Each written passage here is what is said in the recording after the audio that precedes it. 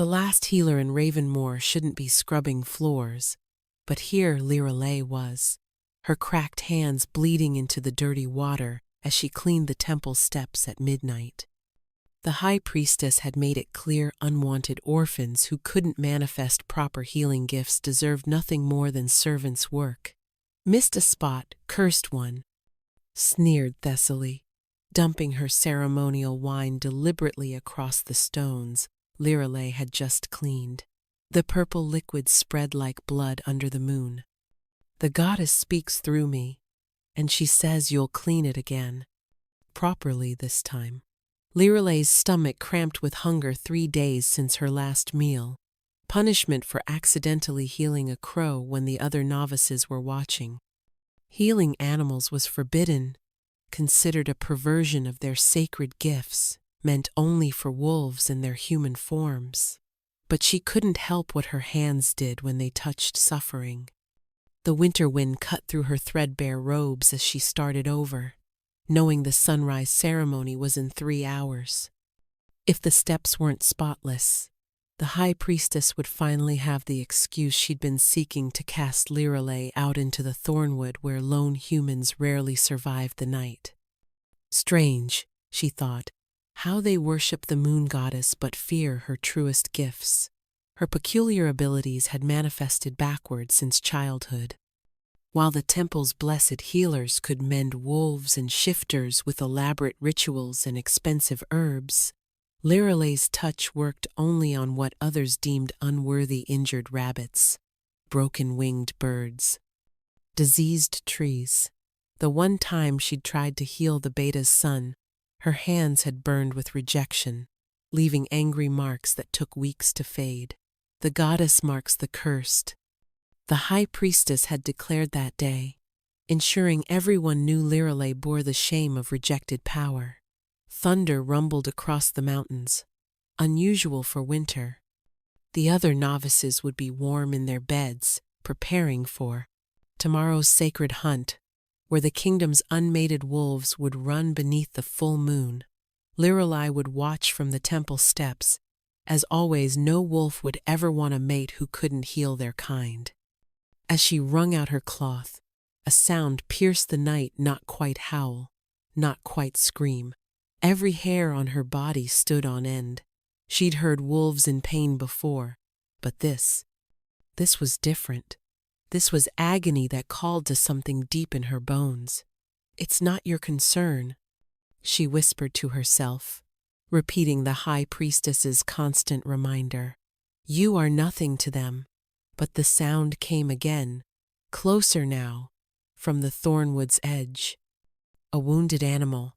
By the labored breathing she could hear on the wind. Her hands began to burn, not with rejection this time, but with desperate need, a pulling so strong she dropped the bucket, water cascading down the sacred steps. No. If they catch you leaving your post, helping another creature, a third cry, weaker now, whatever was out there, was dying. Lirelei glanced at the temple. In 3 hours, they'd find the steps unfinished. She'd be exiled anyway. At least this way, she'd know she tried to save something first. Her hands were already moving, grabbing the forbidden medical supplies she'd hidden beneath the altar months ago, bandages stolen one at a time, herbs gathered in secret, to needles she'd found, discarded after the worthy healer's work. The thornwood loomed like a wall of darkness beyond the temple grounds. Ancient magic lived in those trees, older than the kingdoms, older than the first wolves. They said the Alpha King himself wouldn't enter the thornwood alone, too many shadows that didn't follow natural law. But Lirelei had nothing left to lose. Tomorrow she'd be cast out regardless. Tonight, maybe her cursed hands could save one life before her own ended. She stepped off the sacred ground into the wild darkness, following the sound of labored breathing. The tree branches seemed to part for her, creating a path illuminated by strange phosphorescent moss. Then she saw it, a massive black wolf, larger than any she'd ever seen. with 3 silver arrows buried deep in its side. Its fur gleamed like liquid shadow, and even dying, it radiated power that made her knees weak.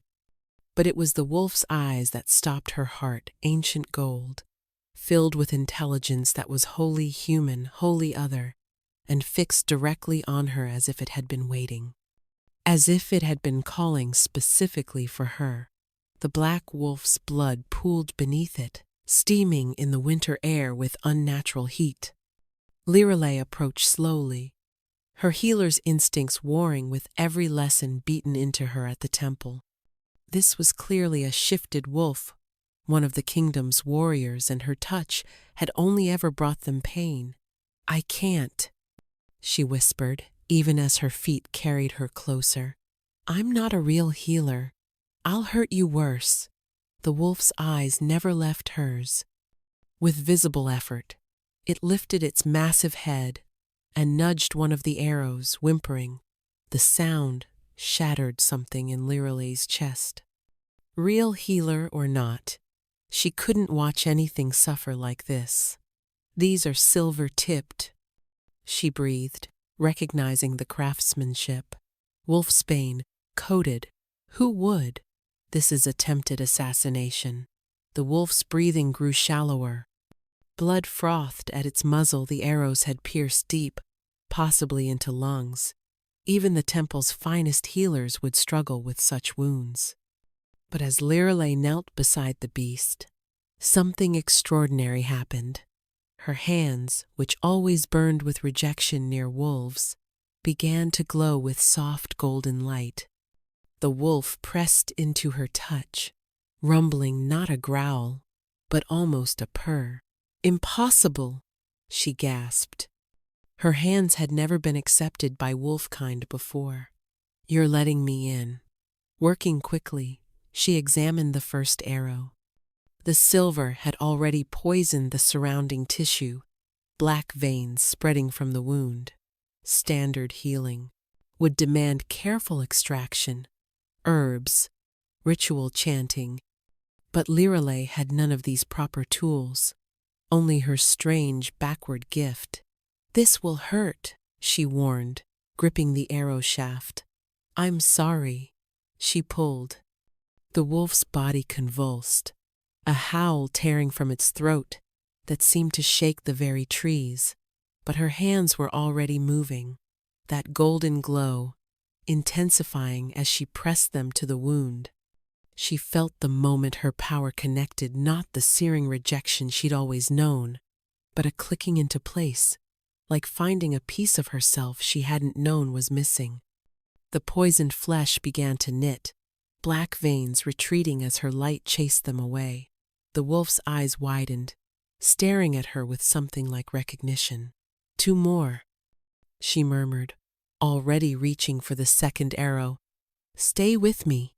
As she worked, she became aware of other sounds in the forest, snapping twigs, heavy breathing. They weren't alone. Her hands trembled but didn't stop. She could feel the wolf's heartbeat weakening. The second arrow came free with a wet sound that made her stomach turn. Again, her hands moved instinctively, pouring that strange golden light into the wound. But this time, she felt something flow back, a presence, ancient and powerful, touching her mind. "Mine," it whispered, finally. "What?" she gasped, but there was no time.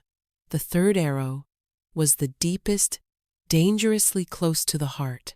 One wrong move would mean instant death. The watching presence in the forest grew closer. She heard growls now, multiple wolves surrounding them. The black wolf's pack, or his enemies? "I need more time," she pleaded to the shadows. "Just a few more minutes." The black wolf's eyes flickered to something behind her, and it snarled, weak but warning. Lirelei turned to see 3 gray wolves emerging from the trees, their eyes glowing red with bloodlust. Not pack. Enemies. "Finish the job." One shifted to human form, a scarred male she didn't recognize. The pretender king dies tonight. King? Liralay's hands froze. She looked down at the black wolf, its size, its presence, the way even dying it commanded attention. No, it couldn't be. Step away, temple girl, the scarred man commanded. Unless you want to die with the tyrant. But Liralay's hands were already moving, gripping the third arrow. Something had awakened in her the moment she'd touched this wolf. Something that roared against the thought of letting him die. No, she said quietly. What did you say? I said no, her voice stronger now. I don't know who you are or why you're doing this, but I won't let you kill him. The scarred man laughed. A cursed healer thinks she can stop us? The high priestess will reward us for killing you too. She's complained about you for years. So the temple was part of this. The betrayal stung, but not as much as it should have. Liralai had never belonged there anyway. The gray wolves advanced. The black wolf tried to rise, to protect her, but collapsed, the third arrow shifting dangerously near his heart. That's when Liralai did something she'd never done before. She pulled the arrow while pouring every ounce of her power through her hands, not caring if it killed her. Golden light exploded from her palms, not gentle healing light but something fierce, protective, primal. The gray wolves yelped, stumbling back. The scarred man's eyes widened in shock. Impossible. You're just accursed. His words cut off as the black wolf rose. Not wounded, not weak, fully healed, its massive form radiating dark power that made the air itself bend. It stepped in front of Liralai, shielding her with its body, and howled a sound that didn't just echo through the forest but through dimensions, calling something ancient and terrible. The gray wolves fled instantly, shifting and running. The scarred man backed away, face pale. This isn't over, false king. The council! The black wolf lunged. Not to kill, just one swipe that marked the man's face, marking him as traitor for all to see. The man ran, crashing through the underbrush. Then the wolf turned to Liralai, and her heart stopped. Because now, in the growing dawn light filtering through the trees, it began to shift. Bones reshaping, fur retreating, until a man stood before her, the most devastatingly beautiful man she'd ever seen, with midnight hair, those same golden eyes, and intricate tattoos covering his chest that seemed to move in the light. But she knew that face. Everyone in the 7 kingdoms knew that face. Kale Darkthorn, the Alpha King, the one they called the Blood Moon Tyrant, and he was staring at her like she was the answer to every question he'd ever asked. You, King Kale breathed, his voice rough from the shift, deep enough to vibrate through her bones. Do you know what you've just done? Liralai's knees gave out, but before she could hit the ground, he caught her one arm around her waist, pulling her against his bare chest. The contact sent lightning through her entire body, her healing marks glowing in response to his touch. Your Majesty, I know. His golden eyes blazed. Not Your Majesty, not after what just happened. His hand came up to cup her face, thumb tracing her cheekbone with impossible gentleness. Do you feel it? She did. Goddess help her. She felt it, a pull like gravity, like every cell in her body recognizing his. The mate bond. The one thing she'd been told would never happen to someone like her. But I'm cursed, she whispered. The temple said. The temple lied. His voice turned dangerous. They've been lying about many things, including why they kept you hidden from me. Hidden?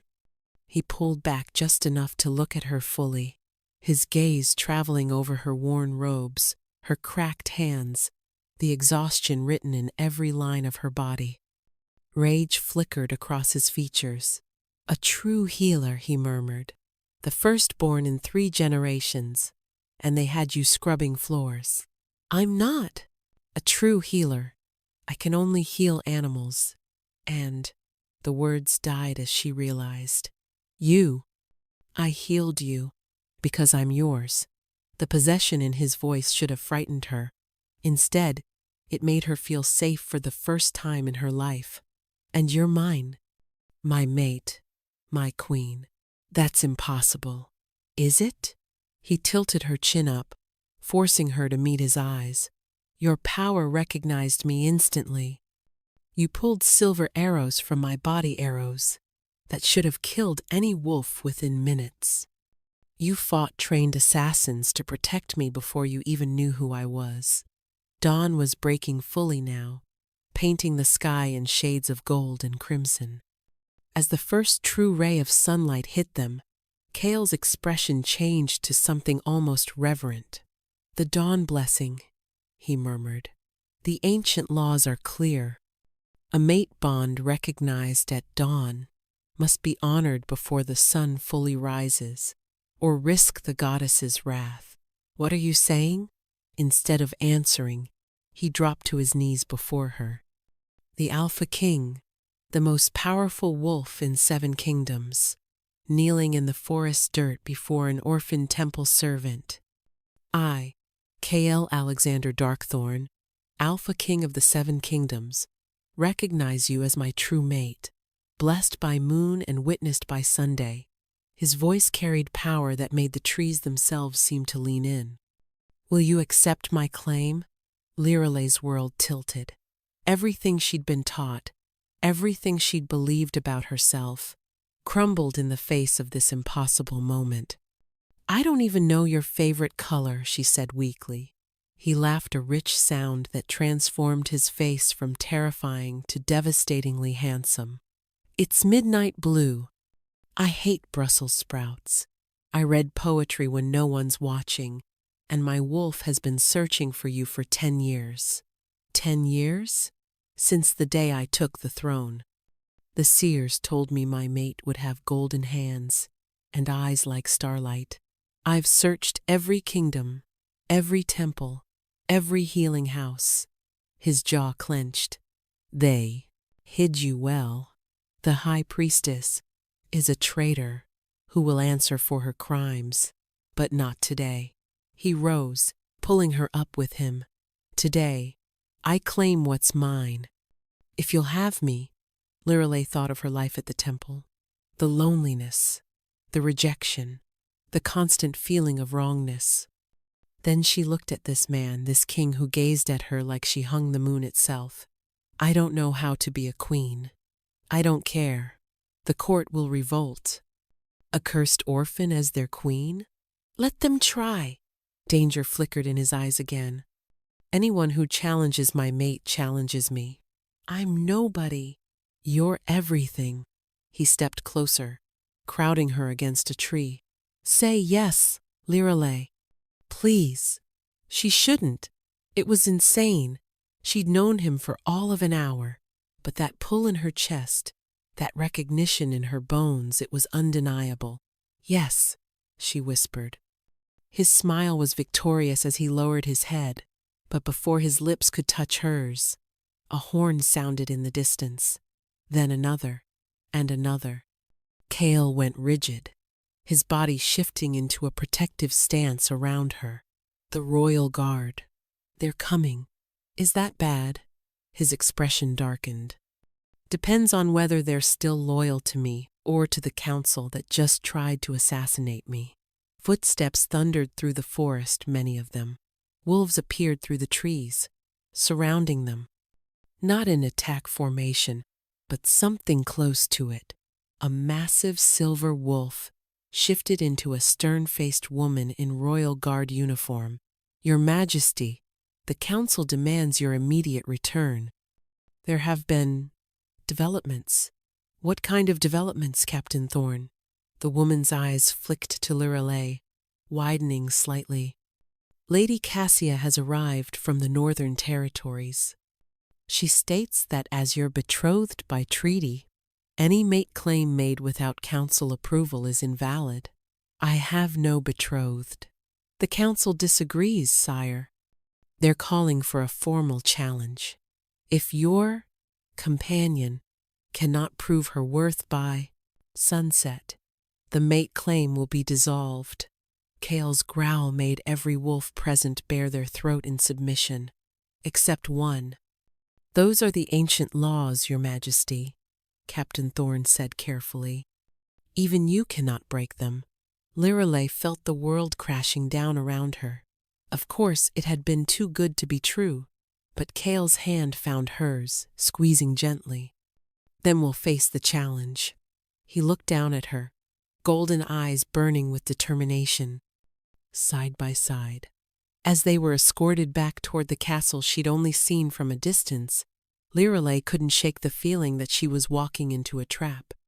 The shadows between the trees seemed to whisper one word over and over. Pretender.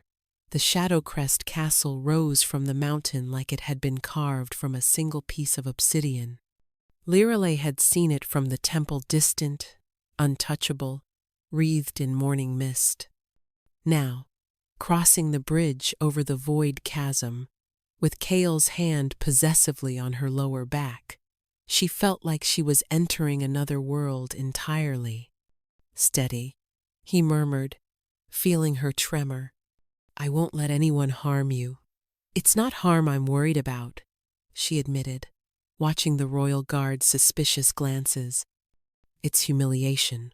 They entered through massive doors that seemed to absorb light. The great hall beyond was already filled. Word traveled fast, apparently.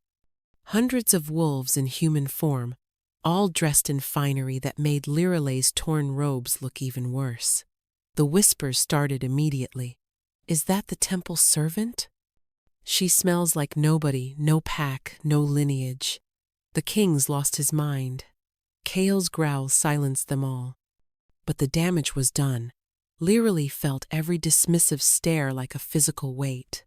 At the far end of the hall, on a throne of woven silver branches, sat a woman who could only be Lady Cassia.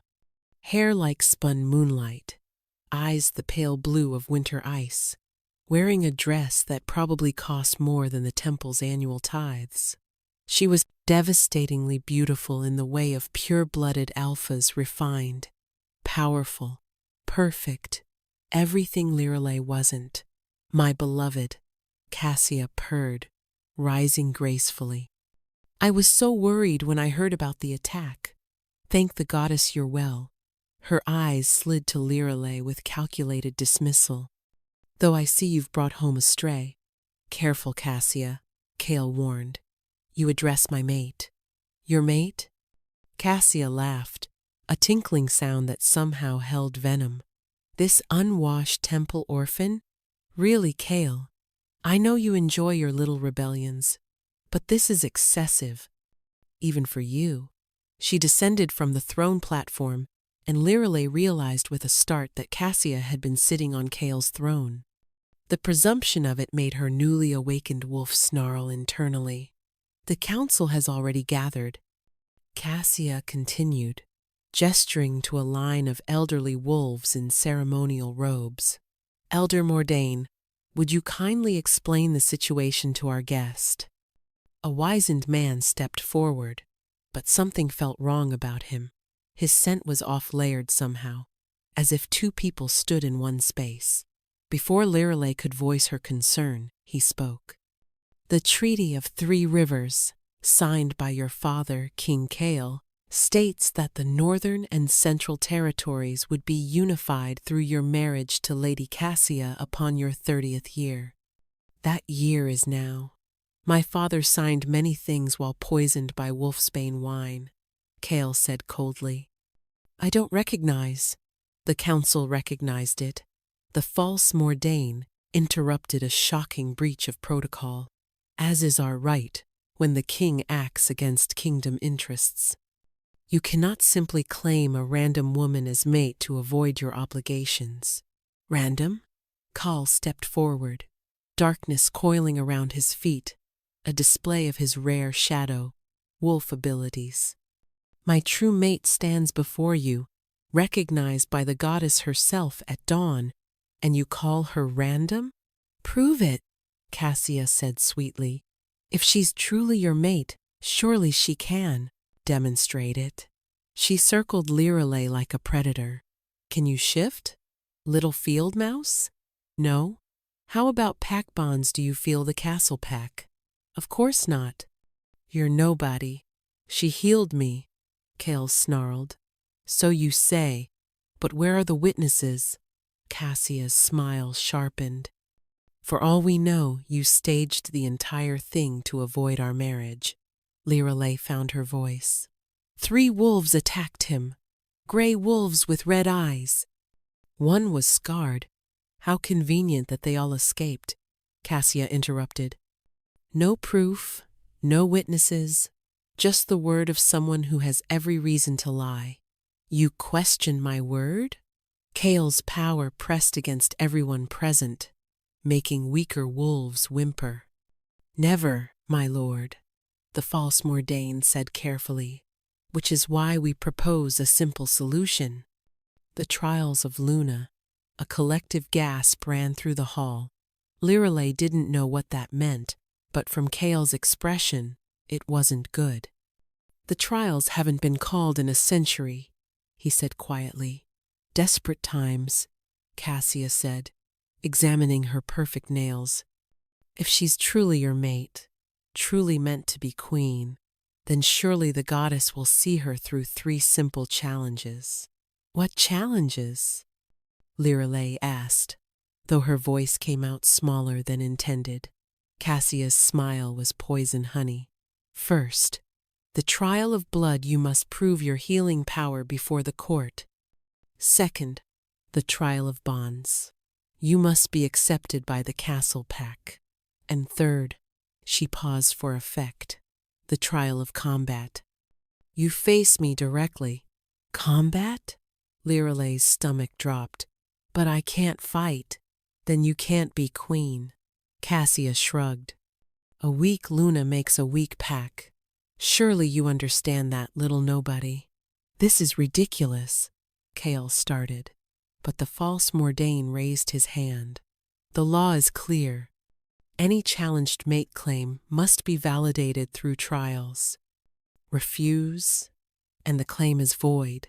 Accept, another elder added. And should she fail any trial, the claim is dissolved and the original treaty stands. Lirelei felt trapped. If she refused, Kale would be forced to marry Cassia. If she accepted, she'd humiliate herself and lose him anyway. When? Kale asked, his voice deadly quiet. Now, Cassia said brightly. Why wait? Unless your little mate needs time to prepare excuses for her failure. The challenge in her voice sparked something in Lirelei, that same fierce protectiveness that had made her face down assassins in the forest. I accept, she said, surprising everyone, including herself. Cassia's eyes glittered with triumph.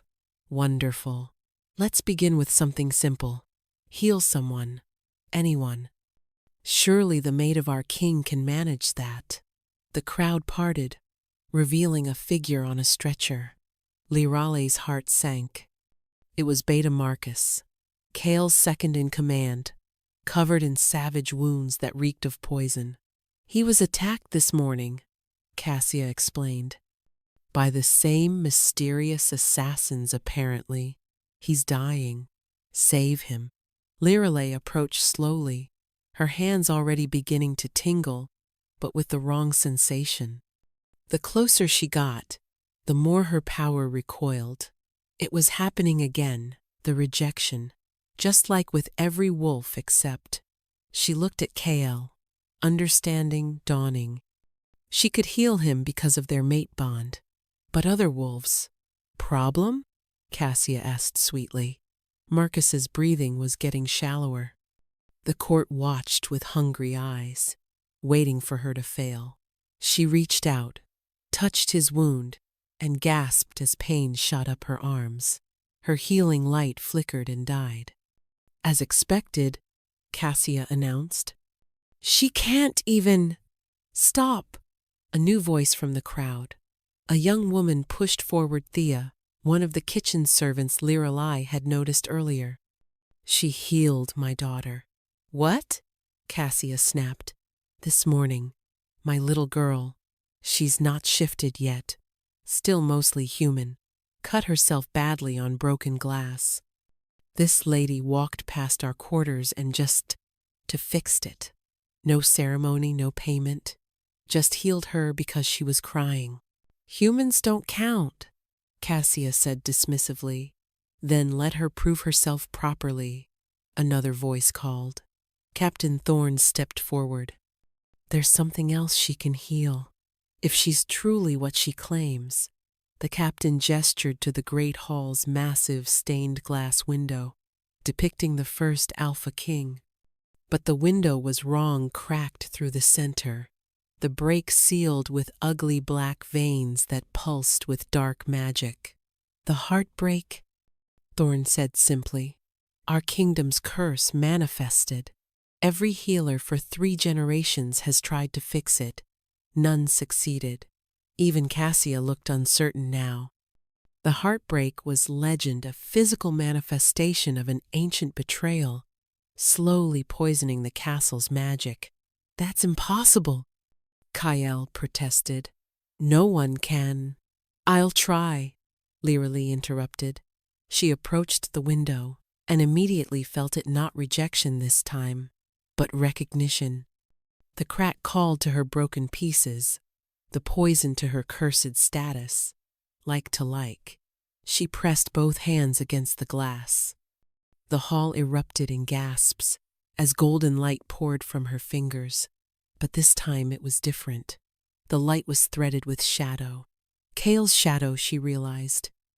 Their bond was lending her his power, and him hers. The black veins fought back, trying to corrupt her light. The poison whispered of betrayal, abandonment, loneliness, everything she'd ever felt. But not anymore, she thought fiercely. The crack began to seal, the poison burning away under their combined power. The window's colors brightened, restored to their original glory. When she stepped back, swaying on her feet, the hall was silent. Then Beta Marcus coughed, sitting up on his stretcher. The proximity to her amplified healing had cured him completely.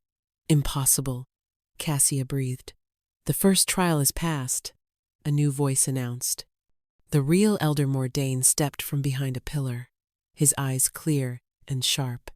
My apologies for the deception we had to ensure the false one, revealed himself. The impostor Mordain's disguise shimmered and fell away, revealing Vex Morpheus, a known dark mage who should have been in the dungeons. Seize him, Kale commanded, but Vex vanished in a puff of smoke. The trial of bonds begins at moonrise. The real Mordain continued. Prepare yourself, young Luna. The pack's judgment can be harsh. Kale's private chambers were a stark contrast to the great hall's cold grandeur. Warm furs, flickering firelight, and massive windows overlooking the valley. But Lirelai couldn't appreciate any of it. She was too busy trying not to panic. You shouldn't have accepted, Kyle said, pacing like his wolf. Cassia's been training for combat since birth. She's killed 17 challengers. And if I hadn't accepted? Lirelai sat on the edge of his bed, immediately regretting it when his scent overwhelmed her. You'd be forced to marry her. I'd rather die. The kingdom needs you alive. She watched him pace, noting the tension in his shoulders. There's something you're not telling me. He stopped, his back to her. The assassination attempt. It wasn't the first. The council has been moving against me for months, claiming I'm too unstable to rule without a proper Luna. And Cassia is their perfect puppet. Her family controls the northern armies. With her as queen, the council would have all the power. He turned to face her, golden eyes tormented. I've been searching for my true mate desperately, knowing it was the only way to maintain legitimate rule. And now I've found you, but But I'm everything they can use against you, Lirelei finished quietly. An orphan, cursed, can't even shift. I don't care about any of that. But they do. And they're right, I can't fight Cassia. I can barely throw a punch. Kyle crossed to her in 3 strides, sitting beside her, taking her hands. The trials aren't just about physical prowess. The goddess judges worthiness through different measures. Pretty words won't help when Cassia's claws are at my throat. A knock interrupted them. Captain Thorne entered, her expression unreadable. Your Majesty, my lady. There's been a development. What now? Kale growled. The temple has sent a delegation. The High Priestess demands Lirelei's immediate return. She says the girl is temple property, bound by sacred vows. What? Lirelei shot to her feet. I took no vows. I was a servant. The High Priestess has documentation saying otherwise. Apparently, your parents sold you to the temple as an infant. The contract is extensive. Kale's power exploded outward, night spreading up the walls. She is my mate, unconsummated, Thorne pointed out carefully. Until the mate bond is sealed completely, prior claims have standing. This is Cassia's doing, Lirelei said with sudden certainty. She's trying to remove me before the trials. Undoubtedly. But the law is the law. Thorne hesitated. There is one solution. Speak, Call commanded. Complete the bond now. A consummated mate bond supersedes all other claims. Heat flooded Lirelei's face. But we just met. It would solve the immediate problem. Thorne continued pragmatically. The temple couldn't touch you, though it would also make the trials more dangerous. How? A fresh mate bond makes both parties stronger, but also more vulnerable. If you're injured, he feels it. If you die, she trailed off meaningfully. I die too, Kale said simply. I'm willing to take that risk. You can't, Lirelei started. There's more, Thorne interrupted. Scout reports from the borderlands. The gray wolves that attacked you, they've been identified. They're part of the Bloodfang Syndicate. Kale went very still. That's impossible. I destroyed the Bloodfangs years ago. Apparently not all of them. And, Your Majesty, they were hired by someone in this castle. Who? We don't know yet. But whoever it is has access to your private schedule, your routes, everything. Thorne's expression darkened. Someone in your inner circle wants you dead. A scream echoed from somewhere below, followed by howling. Thorne tensed. What now? Kyle demanded. The moon trials, Thorne realized. They've started early. The pack is gathering. They rushed to the courtyard to find chaos. The castle pack, over 200 wolves, had formed a circle in the moonlight. In the center stood Cassia, now in a dress that seemed to be made of starlight itself. The moon has risen, she announced, though something seemed off about her voice, strained, like she was fighting herself. The trial of bonds begins. The challenger must walk the pack circle and receive their judgment. Lirelei saw the trap immediately. The pack would judge her not just as potential Luna, but as Cassia's replacement. And Cassia had had years to build loyalty. You don't have to do this now, Kale whispered. But backing down would be seen as weakness. Lirelei stepped into the circle. The first wolf approached a young male who sneered at her. You smell wrong. Like prey, not predator. She has no wolf, another called. How can she lead us? Temple trash, someone spat. But then the young kitchen servant Thea stepped forward. She healed my child without being asked. That's more than Lady Cassia ever did. Silence, Omega, Cassia commanded, but her hand trembled. Your opinion means nothing. All pack voices matter, Captain Thorne said, entering the circle. That is our way. More voices rose, some defending, most condemning. Lirelei stood in the center, feeling their judgment like physical blows. Her greatest fear was being confirmed. She didn't belong here. Then she felt it, a warmth in her chest, spreading outward. Not her power, but something else, something new. Trust me, Kyle's voice in her mind. The partial bond they'd formed was letting him speak to her. I can't do this, she responded, not sure how she knew to. You healed the heartbreak. You saved me. You are more than they know. The warmth spread further, and suddenly Lirelei could feel them, every wolf in the circle. Their fears, their hopes, their pain. The pack bonds Cassia claimed she couldn't access were suddenly there, overwhelming in their intensity. Stop it, Cassia snarled, her control visibly slipping. Whatever you're doing, Lirelei gasped as the full weight of the pack's suffering hit her. They were poisoned, all of them, subtly, slowly. The same darkness that had infected the window was in their very bones.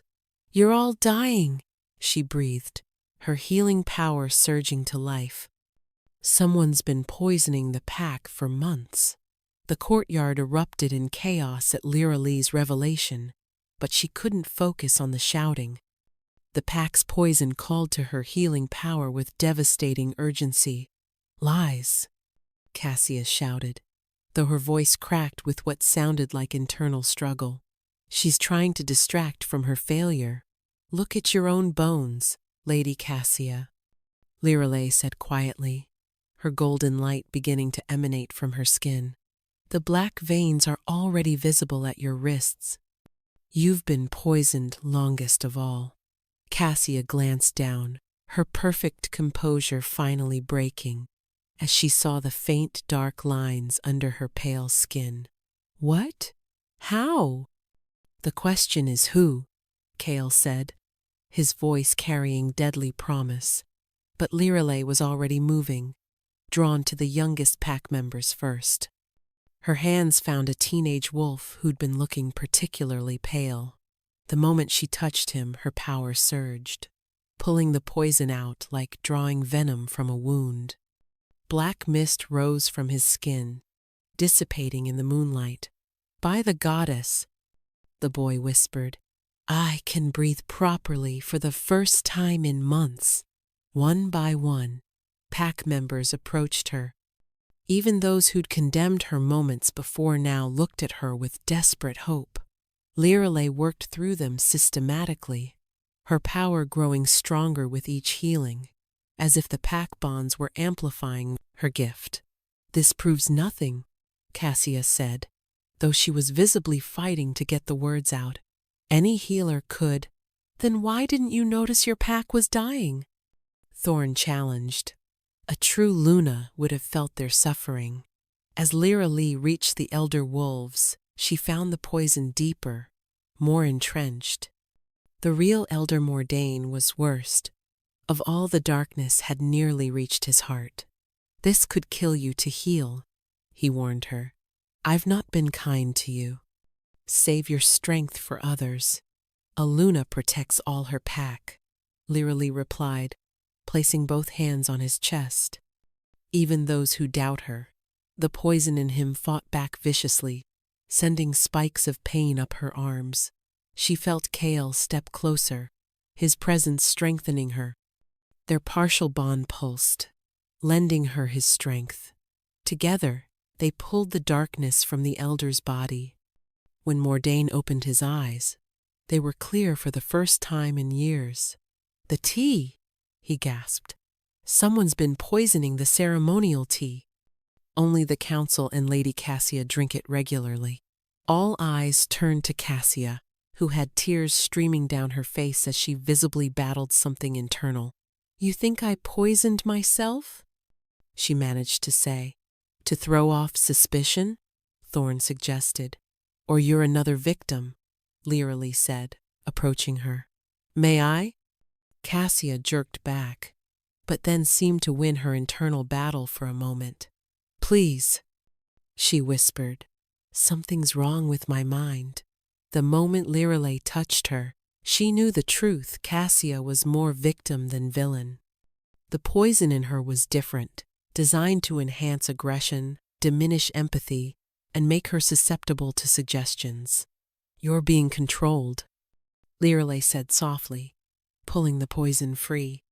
"Someone's been altering your emotions, making you more cruel than your nature." Cassia's eyes cleared completely, and she collapsed to her knees, sobbing. "Oh, goddess, the things I've said, done." She looked at Kale in horror. "The marriage contract my father forced me, but I was supposed to just go through the motions.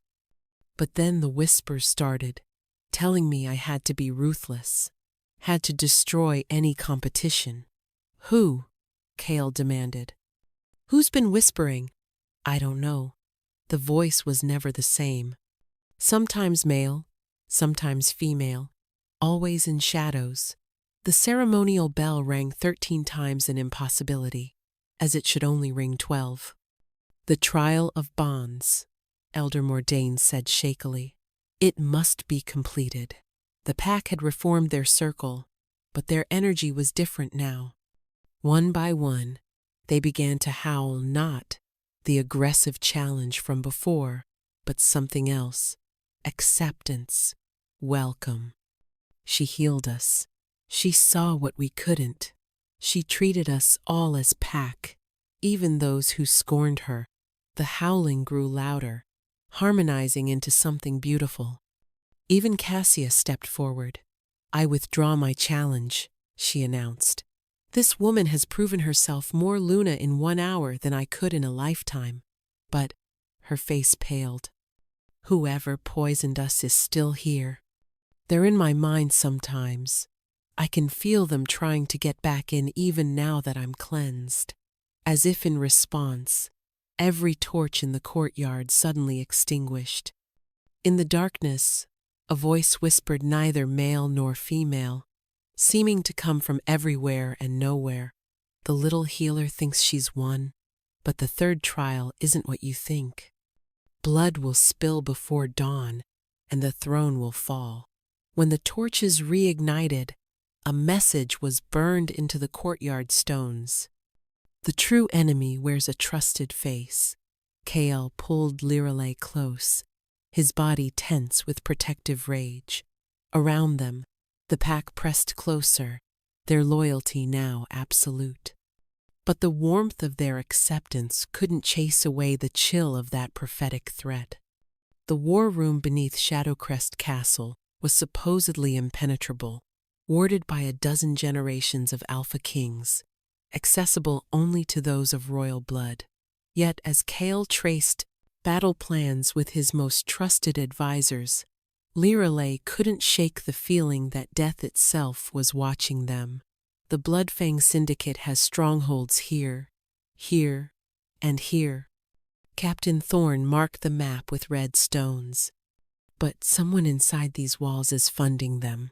"The poison supplier," Beta Marcus added, his newly healed body still weak, but his mind sharp.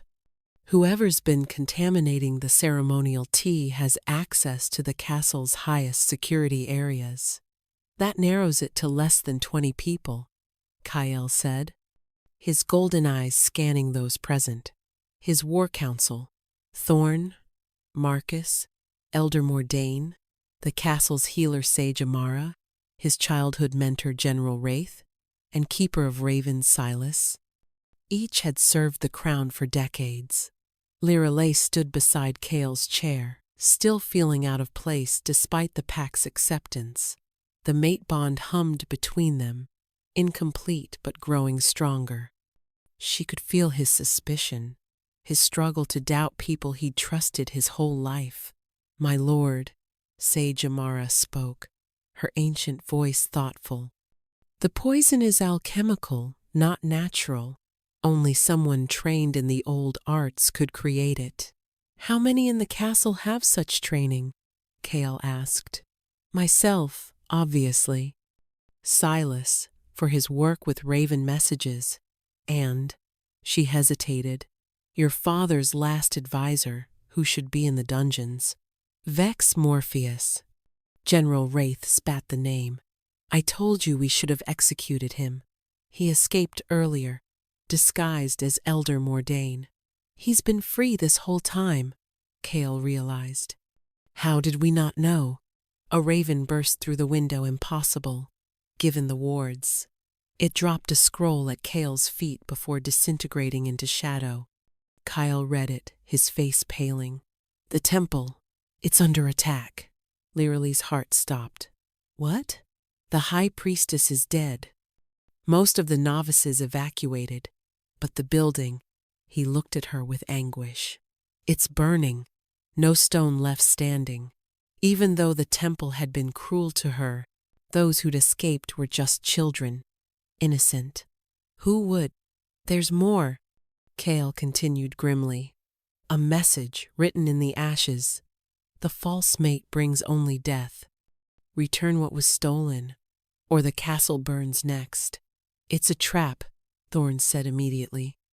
They're trying to draw you out. It's my fault, Liralee whispered.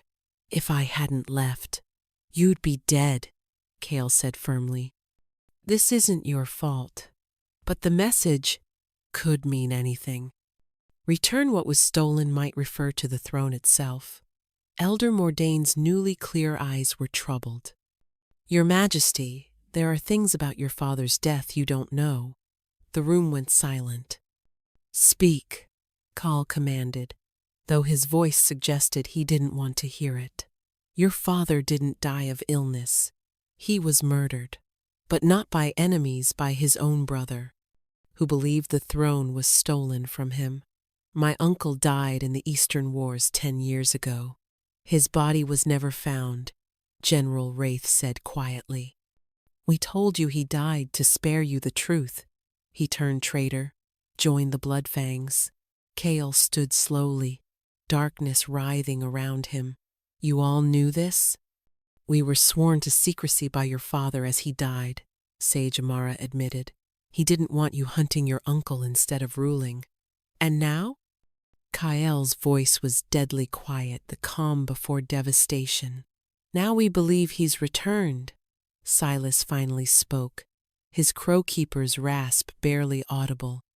The poison, the assassination attempts, the timing, it all points to someone with intimate knowledge of the royal family. Where is he? No one answered. Where is he? Cale roared, his power shaking the entire castle. That's when Liralee felt it, a void in the room, an absence where someone should be. Her newly awakened pack sense screamed danger. Wait, she said. Someone's missing. Where's... The door exploded inward. Vex Morpheus stood there, not imprisoned, not weakened, but radiating dark power. Beside him stood someone who made Cale stagger. His uncle, Theron Darkthorn, very much alive, wearing a crown of twisted iron. Hello, nephew, Theron smiled. I believe you've been sitting in my chair. The betrayal came swift and brutal. General Wraith moved first, not to defend Cale, but to grab Liralee, a knife at her throat. Wraith? Cale's voice broke. You raised me. I raised the son of the man who murdered my true king. Wraith snarled. Theron was the rightful heir. Your father stole the throne through trickery. Lies. Truth. Sage Amara said sadly, then shocked everyone by walking to Theron's side. Your father used dark magic to kill Theron's mate, making him go mad with grief. While Theron recovered in the east, your father claimed the throne. You too? Kyle looked devastated. The poison was my creation, Amara admitted, designed to weaken pack bonds, make them easier to control, though I didn't expect your mate to detect it so quickly. Liralee couldn't breathe. 2 of Cale's most trusted advisors, traitors. Only Thorn, Marcus, Silas, and the real Mordain remained loyal, but they were outnumbered, surrounded by blood-fang wolves flooding the room.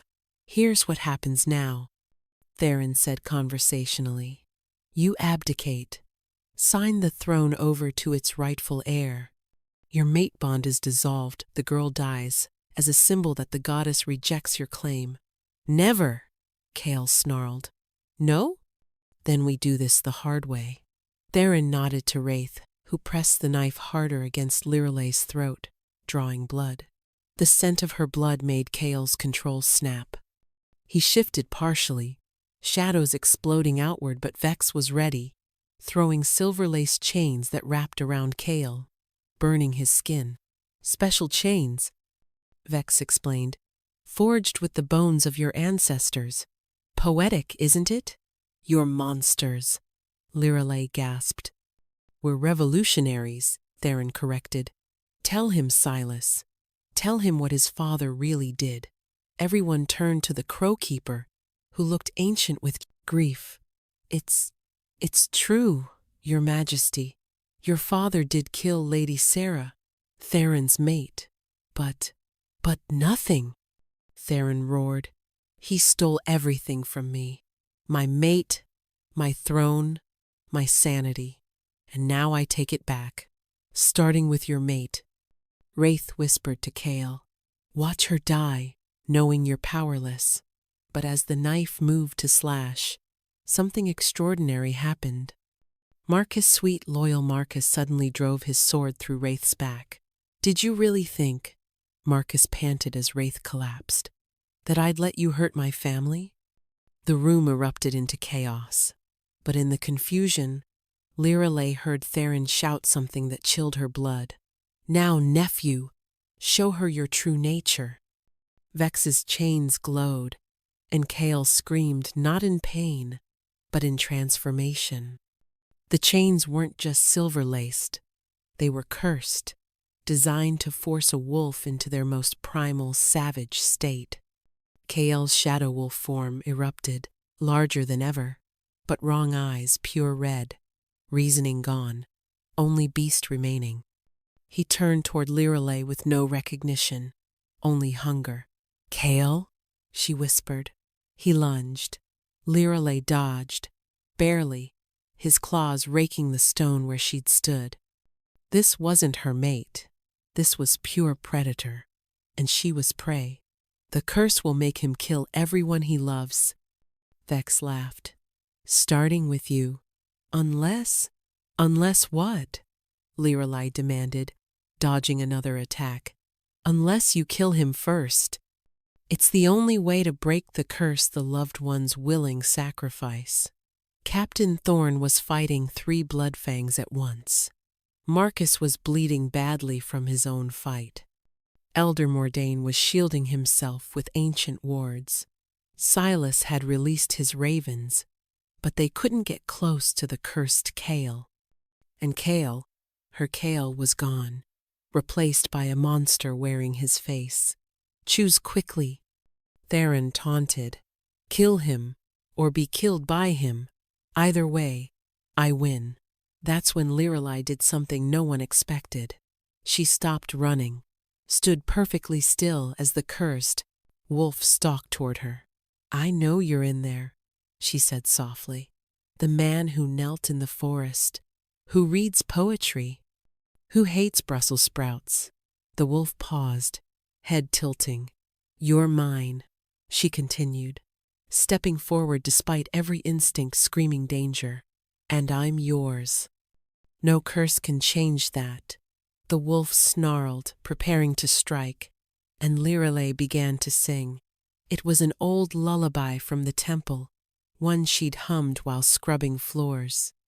But now, with her power flowing through it, the song became something more. The golden light that poured from her wasn't healing, it was pure love, set to melody. The cursed wolf froze. Red eyes flickered, showing glimpses of gold. That's impossible, Vex breathed. No one can break a blood curse with. Liralay's song grew stronger, and she reached out, placing her hand on the wolf's massive head. The moment they touched, her power exploded, not just golden now, but threaded with silver.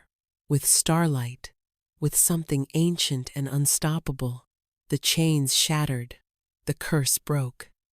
And Kale collapsed, human again, gasping in her arms. How? Theron demanded. Because, a new voice said from the doorway, she's not just a healer.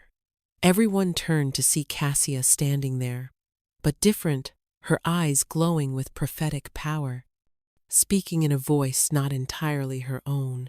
The prophecy you all forgot, she continued, her words echoing with truth. When the realm faces its darkest betrayal, the healer queen will rise. Not wolf born but wolf chosen. Not powerful but power itself. She who walks between life and death, who binds the broken, who makes the cursed blessed. No, Theron stepped back. The prophecy was destroyed. Prophecies can't be destroyed, Cassia, divided by the oracle, said. Only hidden. And now, it fulfills itself. Lirelei stood, helping Kale to his feet. Where the curse had touched them, new marks appeared, matching tattoos of light and shadow, marking them as something beyond ordinary mates. You want the throne? Lirelei asked Theron, her voice carrying new authority. Then face us properly. No tricks, no curses, just truth. Truth? Theron laughed bitterly. You want truth? Here's truth. Your precious king's father was a murderer who built his throne on innocent blood. Then prove it, Lirelei challenged, her newfound power still crackling around her. Not with violence, but with evidence. Evidence? Theron's composure cracked. I held my mate's body as she died. Isn't that evidence enough? Your pain is real, Lirelei said softly. But pain doesn't always mean truth. Kyle, the chains, they were meant to do more than curse you. They were bonded with ancestral memory. Kale nodded slowly, understanding. When they broke, I saw fragments, images. He faced his uncle. You're right that my father killed Sarah, but not why you think. Don't you dare. She was infected, Kale continued. The first victim of a plague that would have destroyed all shifters. A weapon created by the human purists who wanted our kind extinct. Father had to choose, let her live and infect the entire kingdom. Or, lies, Theron roared, but doubt flickered in his eyes. That's when Silas stepped forward, pulling out an ancient journal. I've kept this hidden for 20 years. Your brother's private writings, Theron. He agonized over that choice. Look. With shaking hands, Theron took the journal. As he read, his face went white. No, this can't be. Father tried to tell you, Kale said quietly. But in your grief you attacked him, nearly killed him. He let everyone believe you died in the wars, rather than admit his brother had gone mad. But Vex said, Theron turned to the dark mage, who was trying to edge toward the door. Did you really think, Vex sneered, dropping all pretense, that I cared about your claim? You were a tool, nothing more.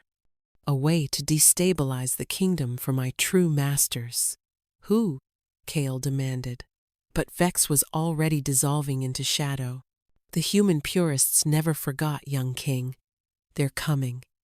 And your little half-blood mate just painted a target on. Captain Thorne's sword went through him before he could finish, but his body turned to smoke, escaping through the cracks. We'll find him, she vowed. Theron had collapsed, the journal clutched to his chest, sobbing.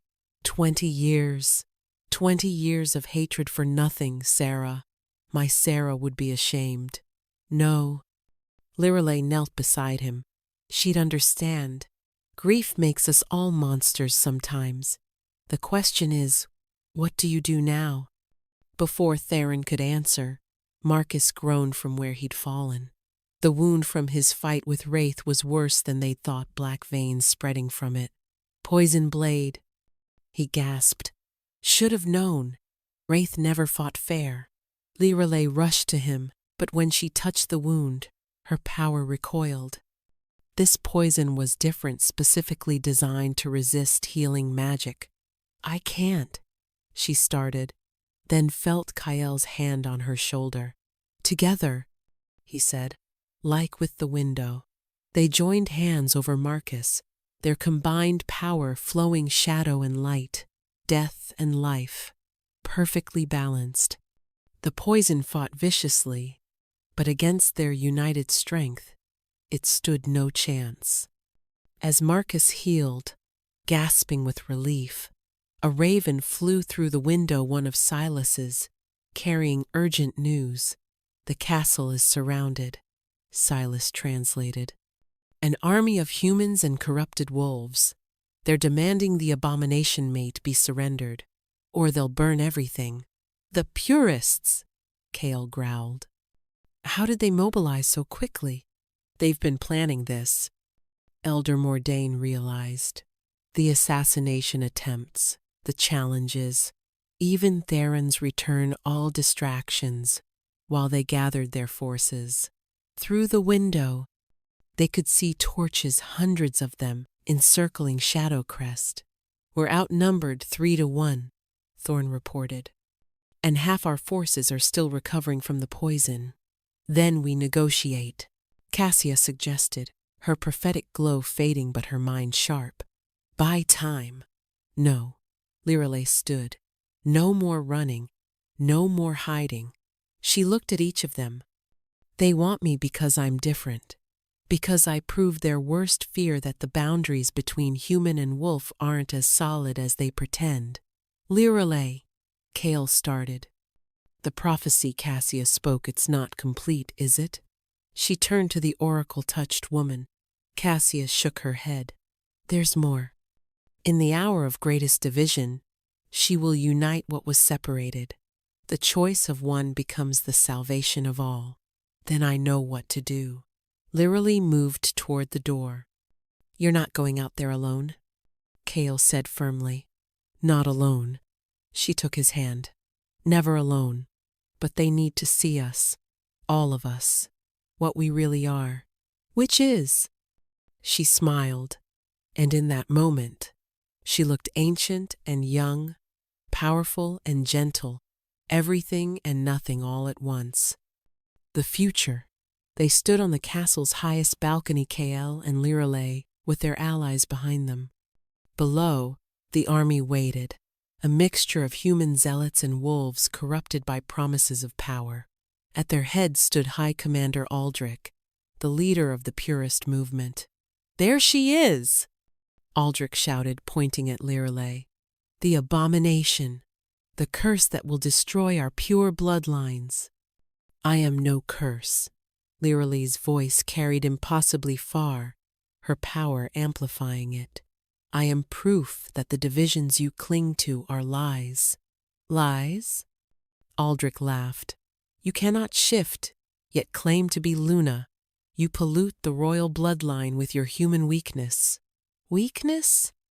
Lirelei stepped forward. Let me show you weakness.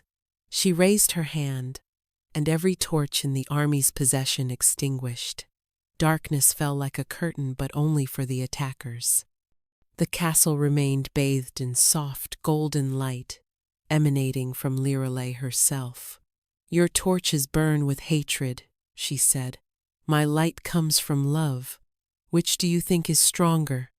Tricks won't save you, Aldrich snarled. Attack! The army surged forward, but Lirelei didn't retreat. Instead, she began to pull not healing but something else.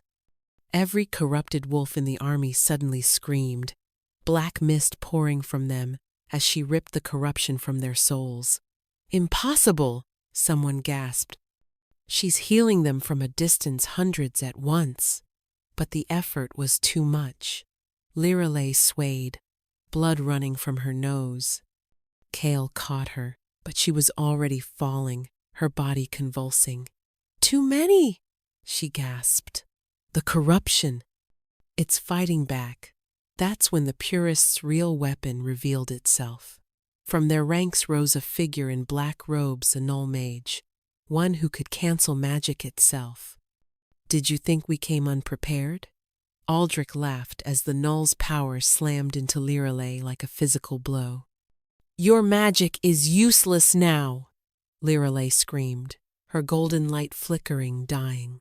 The partial mate bond she shared with Kael turned to agony, making him stagger. "Let her go!" Kael roared, but his shadow powers were also nullified. "Watch her die, false king. Then you'll follow." The null mage raised his staff, prepared to deliver the killing blow, when Theron stepped between them. "Uncle?" Kael gasped. "My whole life, I blamed the wrong person for Sarah's death," Theron said quietly. "I won't let another innocent mate die for my mistakes." The null's magic hit him full force. Without powers to nullify, it attacked his life force directly. Theron aged decades in seconds, his hair going white, skin wrinkling, but still he stood. "You want to kill her?" he rasped at Aldrich. "You'll have to go through the rightful heir first." "You're no heir." "You're a traitor and a fool." "Yes," Theron smiled sadly, "but I'm a fool who finally understands. She's not weakening our blood, she's saving it. We've been inbreeding for so long we're dying out. But her, she's evolution." The null mage struck again, and Theron fell to his knees. But his sacrifice had bought precious seconds. In those moments, something extraordinary happened. The humans in Kael's castle, servants, craftsmen, those without wolf blood, stepped forward. "You threaten our Luna?" Thea, the kitchen servant, stood with a cleaver in hand. "She healed my daughter when no noble would even look at us. She treats us as equals," another shouted. More voices rose, not just from the castle, but from the surrounded army. The corrupted wolves she'd freed were remembering themselves, turning on their former allies. "This is what you fear," Lirelei managed to say, pushing herself up despite the null's oppressive power. "Unity, acceptance, a world where bloodline matters less than heart. Kill them all," Aldrich commanded desperately. But the tide had turned. The freed wolves refused to fight. The human servants stood ready to defend their Luna. And in that moment of chaos, Silas's ravens descended, thousands of them, pecking and clawing at the null mage. His concentration broke for just an instant. That's all Lirelei needed. Her power erupted, not golden now, but every color at once, a rainbow of pure life force. It wasn't healing or harming, it was truth itself, showing everyone present their deepest nature. Some fell to their knees, weeping at their own cruelty. Others stood taller, seeing their hidden strength. Aldrich himself screamed, clawing at his eyes, as he saw the fear and hatred that had consumed his soul. When the light faded, the battlefield had changed entirely. In the aftermath of Lirelei's revelation of truth, the battlefield resembled a scene from prophecy itself. Former enemies knelt weeping, finally seeing the poison of hatred that had consumed them. But Aldrich still stood, though trembling, his eyes wild with fanatic fervor. "Illusions!" he screamed. "Don't let her false visions deceive you. She's corrupting your minds." From his robes, he pulled out a vial of crimson liquid blood magic, the darkest kind. "No," Elder Mordain shouted. "That's life render. It will—" Aldrich drank it in one gulp. His body convulsed, twisted, expanded. Where a human had stood, something else emerged, neither man nor wolf, but a monstrous hybrid of exposed muscle and elongated bone. The very thing the purists claimed to fight against, he'd become in his desperation. "If I must become abomination to destroy abomination," he growled, his voice no longer human. "So be it." He lunged toward Lirelei with inhuman speed.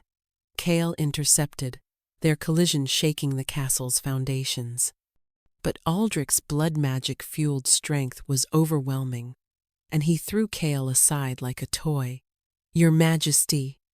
Thorn and Marcus moved to help, but corrupted purist soldiers, still loyal despite everything, blocked their path. Aldrich advanced on Lirelei, who stood her ground despite exhaustion. "Your light shows truth? Then see mine the truth that humans and wolves were never meant to mix." He struck, claws extended, but Lirelei caught them, not with her hands, with her power itself, solidified into barriers of pure energy. But the strain was visible, blood now running from her ears as well as her nose. "You're killing yourself," Aldrich laughed. "All for animals who will never truly accept you." "Wrong," Lirelei gasped. Behind her, something unprecedented happened. Every wolf in the courtyard, former enemies and allies alike, began to howl in unison. Not just sound, but power, their pack bonds connecting through her, lending her their strength. Even Cassia, still touched by prophecy, added her voice. She who unites what was separated. The human servants joined in, not howling, but singing the same lullaby Lirelei had used to break Cale's curse. Wolf and human voices merged into something that had never been heard before. True unity. Lirelei's power exploded outward. No longer just hers, but theirs, all of theirs. The barriers holding Aldrich didn't just strengthen. They began to purify him, burning away the blood magic's corruption. No, Aldrich fought, but he was one against hundreds. "This isn't possible," the prophecies said. The prophecies said exactly this. A new voice interrupted. Through the crowd walked an ancient figure, the oracle herself, the original seer who'd spoken the prophecy centuries ago, thought long dead. "You," Aldrich gasped. "You told us the half-blood would destroy everything." "I told you she would destroy the divide," the oracle corrected. "You heard what your fear wanted to hear." She turned to Lirelei. "Child, the time has come. Show them what you truly are." "I don't understand." "You're not just a healer. You're the bridge, the first of a new kind." "Show them." Lirelei looked at Cale, who nodded despite his injuries. Their bond pulsed between them, incomplete still, but stronger for all they'd faced. "Together?" he asked one final time. "Always and forever," she replied. They joined hands, and the mate bond finally, fully snapped into place. The surge of power knocked everyone to their knees, even Aldrich in his monstrous form. But it wasn't destruction, it was transformation. Lirelei began to change, not shifting like a wolf, but something entirely new. Her skin took on a subtle golden sheen. Her eyes became molten gold with starbursts of silver. Behind her, wings unfurled, not physical, but made of pure light and shadow intertwined. She was human and more, wolf and beyond. "The evolution," the oracle whispered reverently, "not replacing either race, but becoming something that encompasses both." Aldrich tried to attack one more time, but Lirelei simply touched his forehead. The blood magic burned away, leaving just a man broken, aged by his own hatred, but human again. "I don't." He stared at his normal hands. "What am I now?" "Yourself," Lirelei said gently, "without the fear and hatred. The question is, who do you choose to be?" Aldrich collapsed, sobbing. Around the battlefield, weapons dropped. The war was over, not through victory, but through understanding. But the price had been paid. Theron, who'd taken the Null Mage's attack, lay dying. Lirelei knelt beside him, trying to heal, but he stopped her. "No," he whispered. "This is right. My redemption. Tell Sarah, when you see her in the between. Tell her I finally understood." "I will," Lirelei promised, tears streaming. Theron smiled, looking at Kale. "You have a magnificent mate. Protect her. She's the future we never imagined possible." He died with peace on his face, the first casualty to become the last. As dawn broke another dawn, marking the completion of an impossible journey, the assembled crowd began to kneel, not in submission, but in recognition. "The healer queen," they murmured. "The bridge, the unity." But Lirelei helped them stand. "No kneeling, not anymore. We stand together or not at all." Vex appeared one last time, manifesting from shadow at the castle's edge. "This isn't over. The purists have deeper roots than—" Silas's ravens descended on him en masse, and this time he couldn't escape. They pecked and clawed until his physical form dissipated permanently, his last scream echoing across dimensions. "Now it's over," Silas said firmly.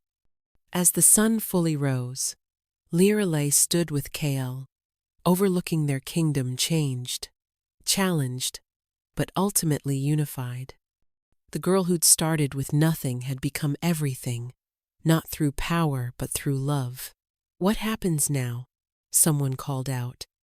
Lirelei smiled, her transformed features radiant in the morning light.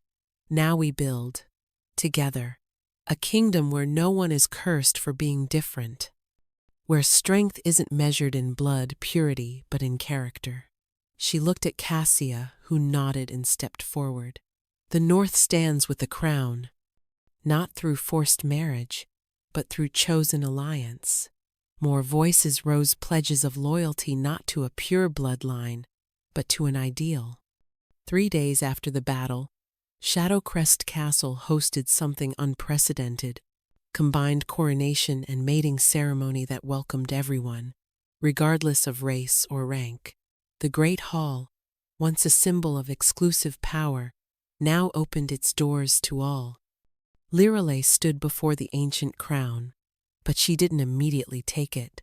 "This crown represents centuries of division," she said, addressing the packed hall, "of believing some blood is worth more than others." She touched the crown, and it began to change under her fingers, the harsh iron softening, twining with gold, embedded with stones that seemed to hold starlight. "This new crown represents unity, and I won't wear it alone." 2 crowns now sat where one had been equal in beauty and power. She and Kale crowned each other, their joined hands glowing with that perfect balance of shadow and light. "Your Majesties," Elder Mordain intoned, "by the old laws and the new, you are mates and monarchs, bound in body and soul."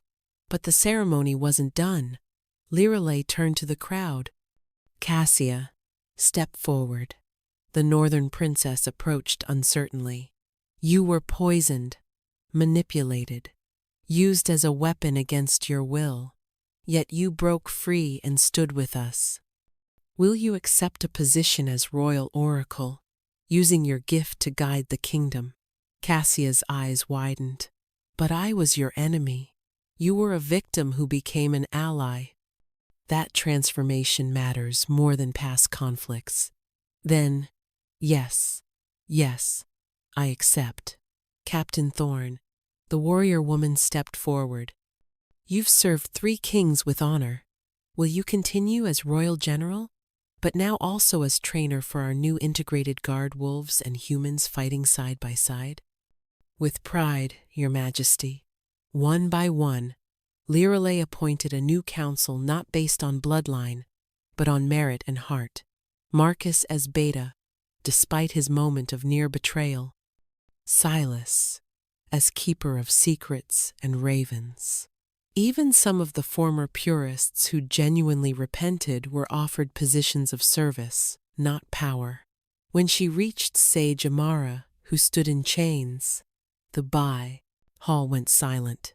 "You created the poison that nearly destroyed us." Lirelai said. I did, Amara admitted. I await your judgment. You were motivated by a twisted loyalty to Theron, believing you were righting an ancient wrong. But you also healed many over your years of service.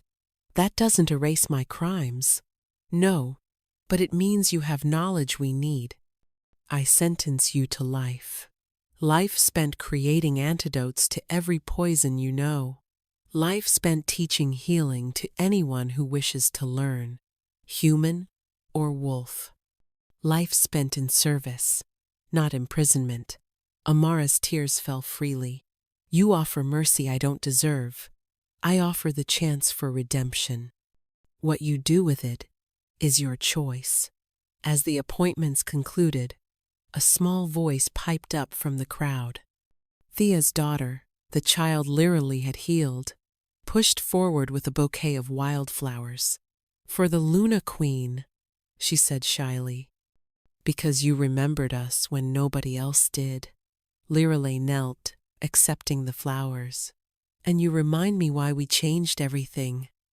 You all the children will grow up in a world where your worth isn't determined by whether you can shift. Will I be able to do magic like you? Maybe. Or maybe you'll do something entirely different. The point is, you'll have the choice. As night fell, the celebration moved to the courtyard. Where the threatening message had been burned into stone, now grew a garden Theron's final project, completed by volunteers. Moonflowers bloomed everywhere, their scent carrying on the wind. Kale pulled Lirelai aside for a moment of privacy. No regrets? How could I regret this? She gestured to the celebration wolves and humans dancing together, former enemies laughing, children playing without fear. You nearly died. Multiple times. And you saved me. We saved each other. She leaned into him, feeling their bond pulse with contentment. Theron was right about one thing. I am evolution. But not alone. What we are together, what this kingdom is becoming, that's the real evolution. The oracle spoke to me privately, Kale said. She said, this is just the beginning. Other kingdoms will resist. There will be challenges. Then we'll face them. Together, he finished, smiling. I know, but she also said something else. About our children. Lirelai's hand moved to her stomach, where she'd recently sensed new life growing. They'll be like me, won't they? Bridge children. The first of many, according to the oracle. A new generation that proves unity is possible. Then we'd better make sure the world is ready for them. 5 years later, the autumn festival filled the valley with laughter and light. What had once been a celebration only for the elite now welcomed all wolves, humans, and the growing number of bridge children who were both and neither. Lirelai stood on the same balcony where she'd once faced an army, but now she watched celebration instead of conflict. Her twins, Luna and Sol, played in the courtyard below, their unusual nature evident in every movement. Luna could partial shift, taking on wolf ears and tail while remaining human. Sol couldn't shift at all, but could speak to any animal, calming the most savage beast with a touch. Brooding again? Kale wrapped his arms around her, his chin resting on her shoulder. Reflecting, the summit of kingdoms is next week. Ah yes, where 5 neighboring kingdoms will try to convince us we're destroying the natural order. And we'll show them what we've built instead. She turned in his arms. Did you see Marcus's daughter yesterday? She healed a bird, a human child with healing gifts. The boundaries really are breaking down. Evolving, she corrected. The oracle says by the next generation, the distinction between human and wolf might not exist at all. Does that frighten you? Change always does. But look. She gestured to the courtyard where former enemies now worked side by side. Sage Amara, freed from her chains after 3 Years of faithful service taught healing to a mixed class. Cassia, her oracle powers fully developed, guided young prophets, regardless of their blood. Captain Thorn trained guards where skill mattered more than species. Mom, Dad. Saul's voice carried on the wind he'd inherited Liralay's power to project. Aunt Cassia says the oracle wants to see you. They found the ancient oracle in Theron's garden, sitting among the moonflowers. She smiled as they approached, her blind eyes somehow seeing everything. The threads of fate have shifted, she said without preamble. The bridge you've built here spreads. 3 kingdoms have already begun integration secretly.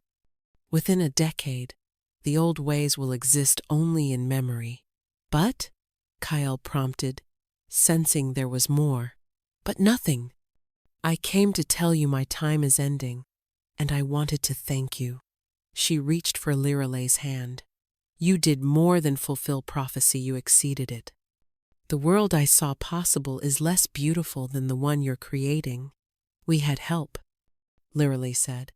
Every person who chose courage over fear. Yes, and that's why you'll succeed where force would fail. You're not conquering, you're inspiring. The oracle stood, suddenly looking younger. I have one last prophecy, not of warning but of promise. Your children's children will know a world without the divisions that nearly destroyed us.